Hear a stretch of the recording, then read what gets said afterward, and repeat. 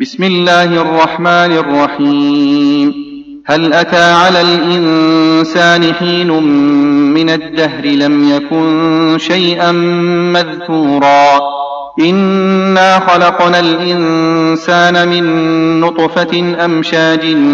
نبتليه فجعلناه سميعا بصيرا إنا هديناه السبيل إما شاكرا وإما كفورا إنا أعتدنا للكافرين سلاسل وأغلالا وسعيرا إن الأبرار يشربون من كأس كان مزاجها كافورا عينا يشرب بها عباد الله يفجرونها تفجيرا يوفون بالنذر ويخافون يوما كان شره مستطيرا ويطعمون الطعام على حبه مسكينا ويتيما وأسيرا إنما نطعمكم لوجه الله لا نريد منكم جزاء ولا شكورا إنا نخاف من ربنا يوما عبوسا قمطريرا فوقاهم الله شر ذلك اليوم ولقاهم نضرة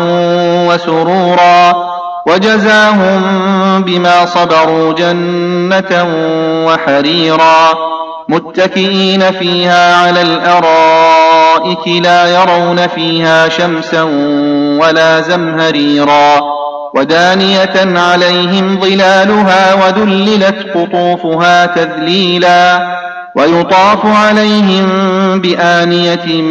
من فضة وأكواب كانت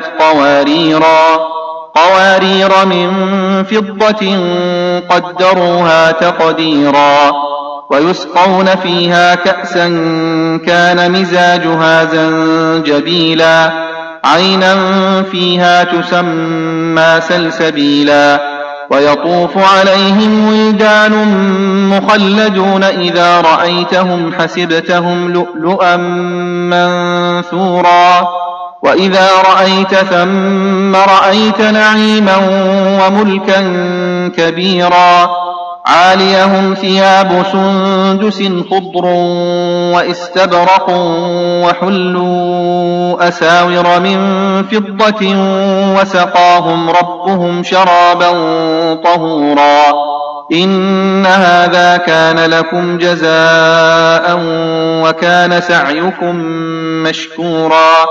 إنا نحن نزلنا عليك القرآن تنزيلا فاصبر لحكم ربك ولا تطع منهم آثما أو كفورا واذكر اسم ربك بكرة وأصيلا ومن الليل فاسجد له وسبحه ليلا طويلا إن هؤلاء يحبون العاجلة ويذرون وراءهم يوما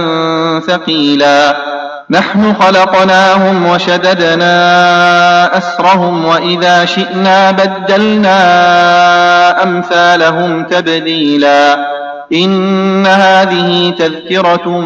فمن شاء اتخذ إلى ربه سبيلا وما تشاءون إلا أن يشاء الله إن الله كان عليما حكيما يدخل من يشاء في رحمته والظالمين أعد لهم عذابا أليما.